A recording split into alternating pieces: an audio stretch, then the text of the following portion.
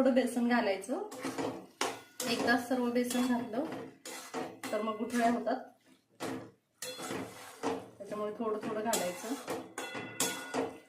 हे बघा भाजी किती छान मिळून आलेली आहे. आता घट्टपणा आलेला आहे भाजीला.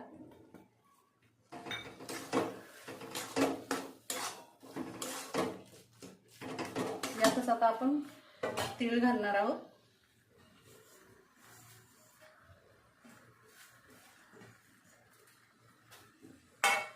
आणि शेवटी गरम मसाला.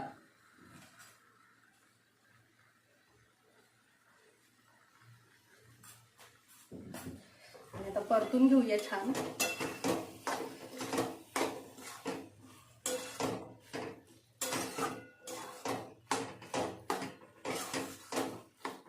आणि मी माझ्या पद्धतीने आमच्या लातूर स्टाईलने बनवलेली भाजी तुम्हाला कशी वाटली